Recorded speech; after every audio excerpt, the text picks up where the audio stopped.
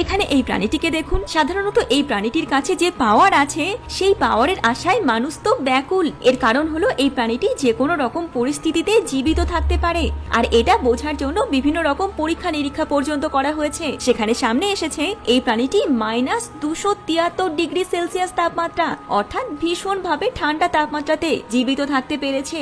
সঙ্গে 150 degree Celsius তাপমাত্রাও এই প্রাণীটিকে মারতে পারেনি। আর তাই বরফে জমে গেলে যেমন প্রাণীটি জীবিত থেকে যায়, তেমনি বয়েল করলেও এই প্রাণীটির কোনো রকম কোনো ক্ষতি হয় না। সাথে জল ছাড়াও এই প্রাণীটি জীবিত থাকতে পারে, আর সেটাও 1 বছরের বেশি সময়। একবার জল শূন্য সঙ্গে বায়ু শূন্য স্থান মহাকাশেও এই প্রাণীগুলিকে ছেড়ে আসা হয়েছিল। 300-র বেশি এই প্রাণীগুলিকে ছেড়ে রাখা হয়েছে। তখন সামনে এসেছে সূর্যের ভয়াবহ রেডিয়েশনও এদের কোনো রকমের কোনো ক্ষতি করতে পারেনি। আর এই যে প্রাণীগুলি, এই প্রাণীগুলির নাম হলো টার্ডিগ্রেড। জল ভাল্লুকও বলা হয়ে থাকে এদেরকে।